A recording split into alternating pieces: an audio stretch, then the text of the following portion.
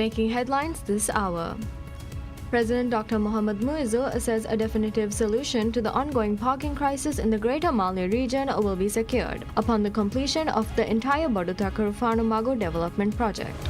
President Mohamed Muizzu says the legal amendments and regulations introduced to combat the drug problem are already delivering positive results. And Chief Government Spokesperson announces that a new program enabling citizens to meet President Dr. Mohamed Muizzu on a one-on-one basis will be rolled out in the near future.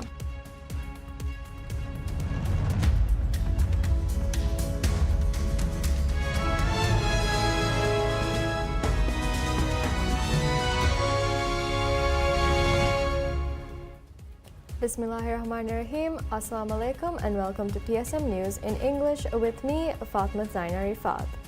And now for the news in detail.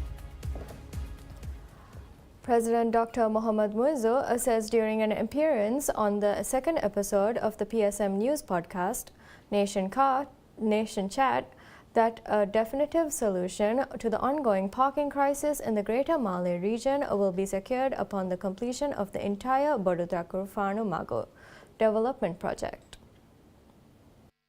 Addressing what he identified as one of the most burdensome challenges for the residents of the capital region, President Muizzu outlined three primary deficiencies currently plaguing the city's thoroughfares: poor road quality, persistent parking shortages, and frequent flooding. To address these issues along the northern perimeter of the capital, the initiatives involves reclaiming land outward to construct a modern two-way asphalt-layered road. The current phase focuses on segments 2, 3, 4, and 5, encompassing the coastline from the Izzuddin Jetty to the Henveru Ferry Terminal. The modernization of the outer road into a spacious two-way corridor around the congested capital is expected to provide the greatest relief to motorists navigating the inner streets of Male. The segment under construction will feature a dedicated parking zone capable of accommodating 500 motorcyclists. The segment under construction will feature a dedicated parking zone capable of accommodating 500 motorcycles, which government statements indicated would significantly ease parking difficulties for individuals frequenting the area. President Muizzu disclosed while the administration is undertaking critical efforts to construct a dedicated parking facility, the physical commencement of that project has been delayed due to unsecured foreign loans. Efforts are underway to finance a solution directly through the state budget without relying on external funding, and certain private entities have already been commissioned to construct parking facilities in designated areas of Hulu Male. President Dr. Mohamed Muizzu says the legal amendments and regulations introduced to combat the drug problem are already delivering positive results, while strengthening cooperation among relevant agencies to tackle drug-related crimes.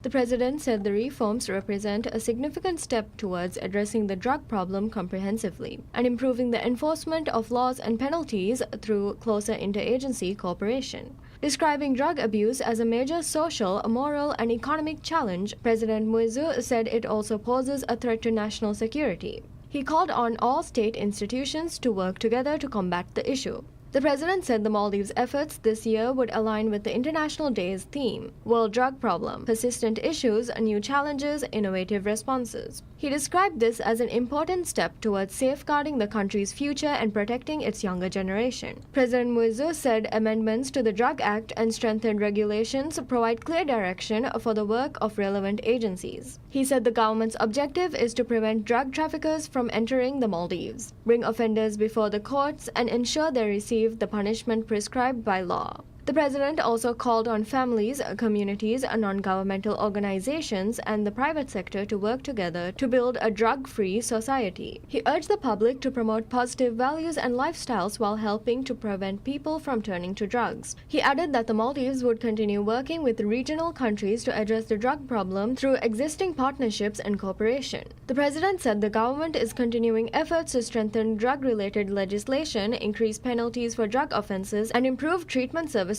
for people recovering from addiction. He also noted that rehabilitation centers are currently being developed in 3 regions of the Maldives as part of the government's efforts to tackle the drug problem.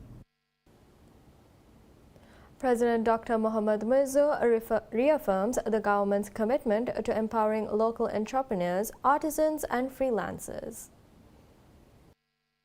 In his message on Micro, Small and Medium Enterprises MSME Day, President Muizzu emphasized that the true strength of the Maldivian economy rests not within its largest enterprises, but its breadth of participation. He outlined Maldives 2.0, a national vision to build a diversified, digitally enabled economy that opens global markets to every local producer. The government aims to grow the digital and creative sectors to 15% of the nation's GDP, placing MSMEs at the center of this transformation. To distribute opportunities nationwide, the president announced regional cultural centers in Ba Atoll, Tuladu, Dalu Atoll, Rimbudu, and Gafdalu Atoll, Gaddu, for heritage entrepreneurs and a dedicated Creator Hub in Male for creative professionals. He also highlighted engagements such as the landmark Addu Business Dialogue, which is yielding results with the nation's first trade acceleration zone across Addu City, Huludu, and Midu, featuring a concessions package set for 2027. A strategic partnership with Alibaba has established a direct channel to internal buyers for local producers under Authentic Maldives. Addressing financial barriers, President Muizzu detailed the expansion of Sharia-compliant financing under the SME Digital Initiative, covering working capital, business assets, the creative economy, and women entrepreneurs. He highlighted innovations such as the Swipe digital wallet by Bank of Maldives and the recent activation of PayPal integration in the Maldives. The government has designated 2026 and 2027 as years of special focus on SME advancement.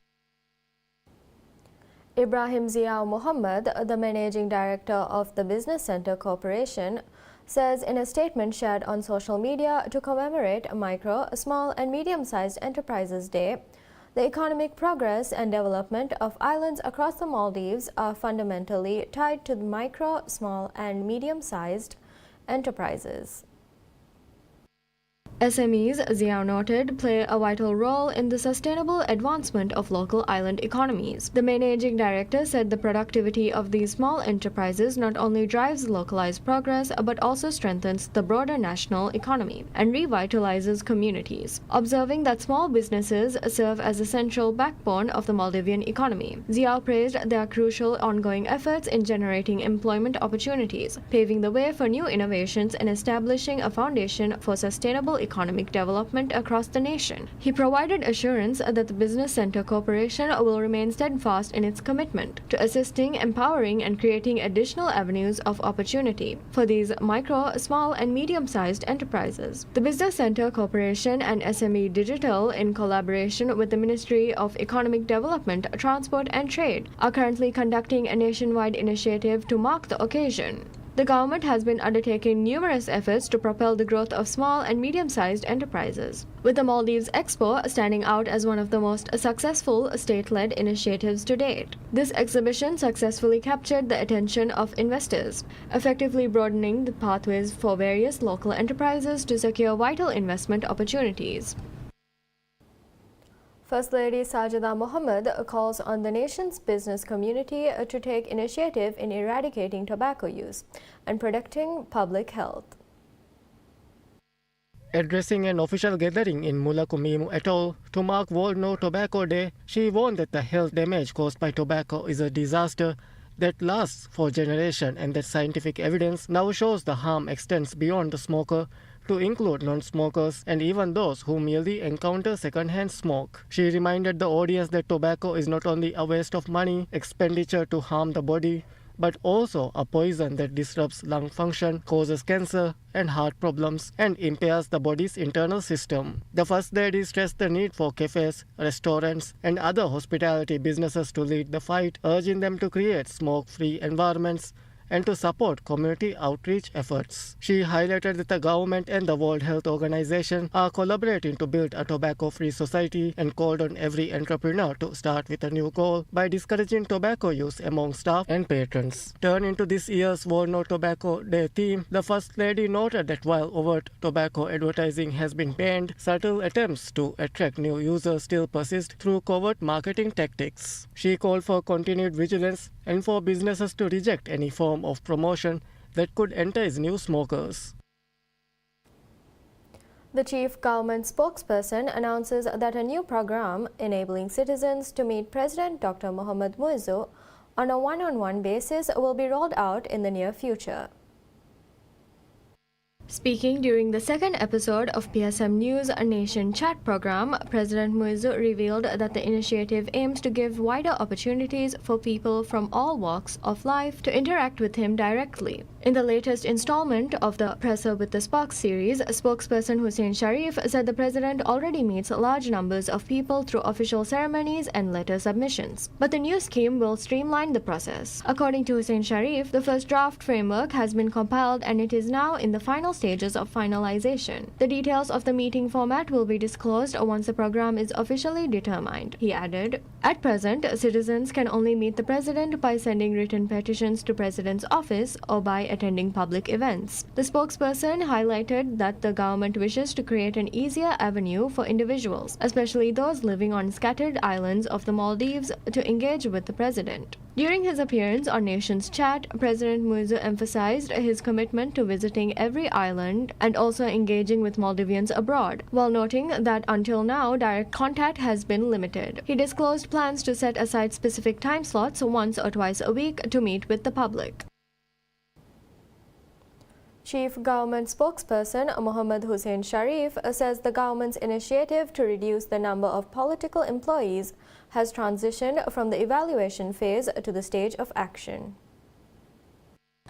Speaking at the latest episode of the press conference series Presser with the Sparks, spokesperson Hussein Sharif emphasized that the government is taking decisive steps to reduce expenditure as part of its broader economic reform agenda, a policy designed to eliminate wasteful government spending and increase revenue. Under this initiative, 248 political employees have already been reduced since October 2024. According to the spokesperson, the work of assessing the quality of political employees has come to an end and now is in the action phase. The cabinet has also decided to establish a system to monitor the performance of government political employees, ensuring greater accountability and efficiency in the public sector. President Dr. Mohammad Muizzu, speaking on the second episode of PSM News Nation Chat program, elaborated on the reform efforts, stating that with this work, there will be fewer political employees in ministries and companies. He emphasized that the initiative aims to shape the country's governance in the best interest of the nation rather than responding to opposition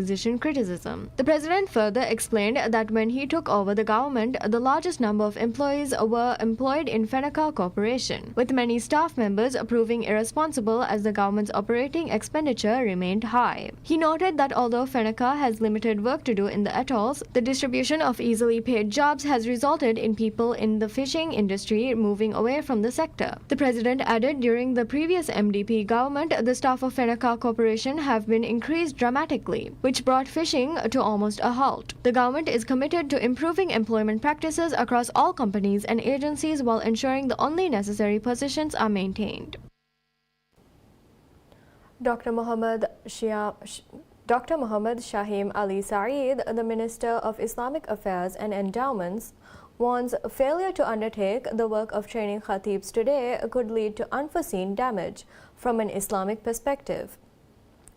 At a ceremony concluding the Youth Khatib training program's fourth round, where 82 participants brought the total certified youth khatibs to more than 600, Minister Shahim highlighted that cultivating these leaders is an urgent task launched under President Dr. Mohammad Muizzu to resolve islands' imams shortages and uphold traditions into the next century. The priority program addresses roles carrying profound weight, noting that the Prophet Muhammad, peace be upon him, prayed for imams' understanding.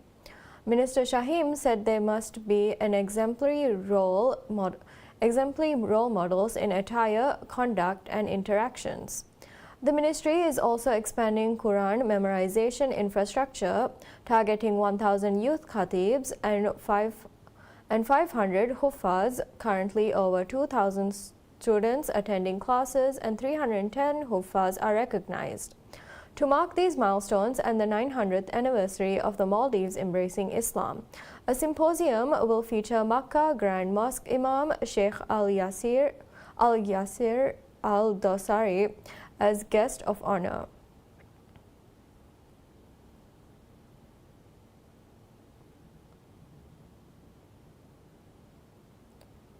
The government officially opens the Outreach Center of the National Center of the Holy Quran in Formula City. The facility was inaugurated by the State Minister at Ministry of Islamic Affairs and Endowments, Abdullah Saudan, during a ceremony attended by members of the Formula City Council, heads of local institutions, and residents. The local outreach center includes 5 classrooms, a prayer room, a Hafiz assessment room, an auditorium, a library, office space, and a meeting room. In a post on X, the Minister of Islamic Affairs and Endowments, Dr. Muhammad Shahim Ali Saeed, said the Quran memorization classes will be expanded in Formula and that additional teachers would be recruited to support the program. He also said the design concept for the Islamic Center planned for Formula City has been finalized and submitted to the Formula City Council for comments. According to the minister, the Islamic Center will become the permanent home of the National Center for the Holy Quran in the city once construction is completed. The newly opened outreach center will then be converted into a Waqf property with rental income used to support the development of religious affairs in Formula. Minister Shahim said the government's vision is to expand Quranic education across the Maldives, increase the number of Hafiz, develop more Waqf projects, and strengthen religious affairs nationwide. The outreach center was developed by the government at a cost of over $778,000 USD. The ground floor of the building houses an auditorium, a library, and meeting room, while the upper floor includes 4 classrooms and a prayer area with a capacity of 30 worshippers at a time. The government has previously announced plans to establish a branch of the National Center for the Holy Quran on every inhabited island before the end of its current administration, as part of its efforts to promote Islamic values and preserve religious knowledge for future generations.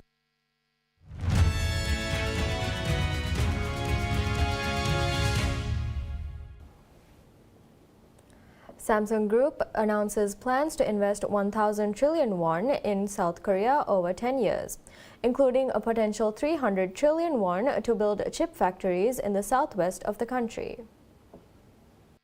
The announcement will be made at a meeting with President Lee Jae-myung at the presidential office, the Mail Business newspaper said, without citing sources. The report said executives from companies including Samsung Electronics and its rival SK Hynix will attend the meeting to unveil investment plans aimed at regions outside Seoul and nearby cities. The chip makers, which have concentrated their production facilities in areas around Seoul, have faced pressure to invest more in other areas of the country. Samsung was not immediately available for comment outside business hours.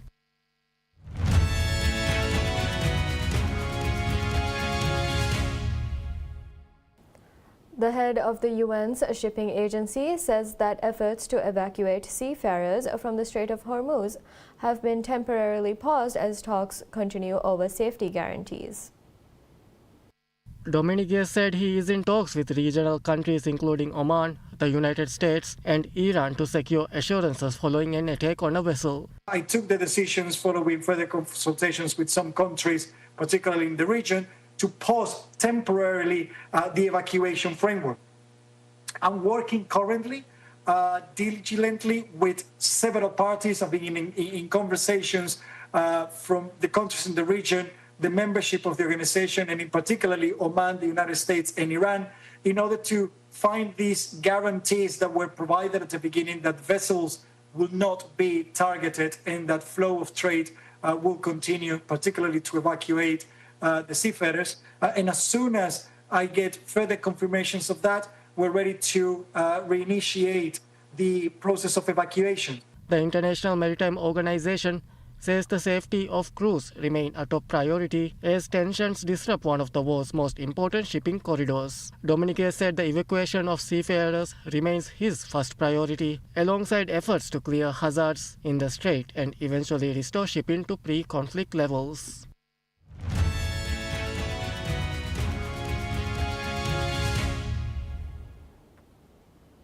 Defending champion Yannick Sinner returns to Wimbledon with his aura of invincibility dented after a dominant stretch, leaving the world number 1 to prove he can impose his game on grass and keep the challengers led by Novak Djokovic at bay. Few would have doubted Sinner after an imperious run on clay before he unraveled due to physical problems at the French Open last month, raising fresh concerns about whether he can sustain that level when the pressure peaks at the Grand Slams. The sport's faster surface offers Sinner a chance to reset, though rivals will be watching closely for any sign of weakness after the 25-year-old skipped tune-up tournaments before the Grand Slam begins at the All England Club on Monday. Perhaps no player looms larger over Sinner's title defense than Djokovic, whose movement and return on grass makes him a top contender, and the Serb will gun for his 8th Wimbledon title to match Swiss great Roger Federer's record. More significantly, Djokovic will also resume his bid for an elusive standalone 25th Grand Slam trophy, with time running out for the 39-year-old to achieve both feats during the twilight of his glorious career. Djokovic was another early casualty at the French Open, but 3 times Wimbledon finalist Andy Roddick said the Serb cannot be dismissed from the title conversation at the All England Club, where he last won the title 4 years ago. If form is the crucial factor, Alexander Zverev will take confidence from his French Open triumph and long-awaited Grand Slam breakthrough as the 29-year-old looks to carry momentum onto grass. While Alcaraz's absence has left a significant gap in the draw, removing one of the few players capable of dominating on grass, as the Spaniard did in triumphant runs in 2023 and 2024, it has opened the door for a wider group of contenders. In the chasing pack, American Ben Shelton and compatriots Taylor Fritz and Frances Tiafoe have the weapons to trouble top players, while Roland Garros runner-up Flavio Cobolli leads the next wave that will also look to make a mark. A decade after Serena Williams won her 7th Wimbledon singles title, the American Trailblazers return next week adds a compelling new dimension to an already wide-open women's draw. World number 1 Aryna Sabalenka of Belarus will hope to climb from the deep dark hole she fell into after collapsing to defeat in the French Open quarterfinals and win her first Wimbledon title. Poland's Iga Swiatek will try to become the first player since Williams in 2016 to win back-to-back Wimbledon titles. Fresh after becoming the youngest French Open champion for 34 years, Russian 19-year-old Mira Andreeva will bring her audacious game to the pristine Wimbledon lawns. Then there is American Coco Gauff's latest attempt to finally crack the grass court puzzle. 2022 champion Elena Rybakina's understand and often unplayable power game, and the possibility that a resurgent Emma Raducanu can ride a wave of home support to a first British women's title since 1977.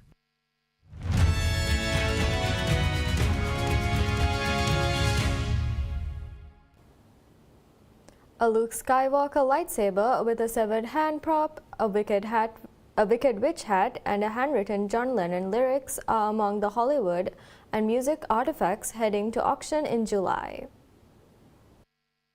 Heritage Auctions previewed highlights from its Hollywood and entertainment signature auction in New York ahead of the sale online and in Dallas, Texas, scheduled for July 13th to 17th. Among the top lots is actor Mark Hamill's screen-used Luke Skywalker lightsaber with severed hand effects rig from Star Wars Episode 5, The Empire Strikes Back, with a starting bid of $1 million.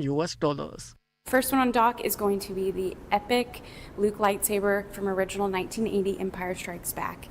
It is an amazing example of a practical effect.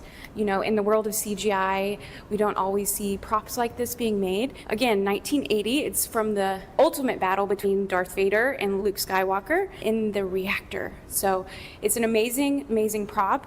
Darth Vader cuts off Luke Skywalker's hand during the Cloud City duel near the end of the Empire Strikes Back moments before the "No, I am your father" reveal. Hale said the prop has never been offered publicly at auction.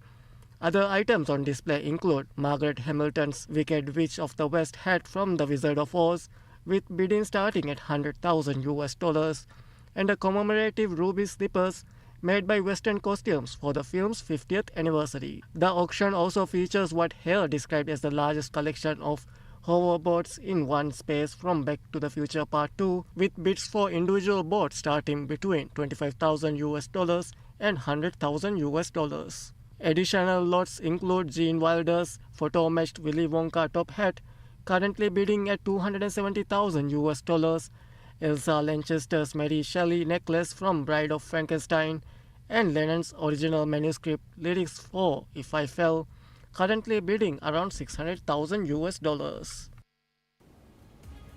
And that's all the news we have today. Thank you for watching PSM News.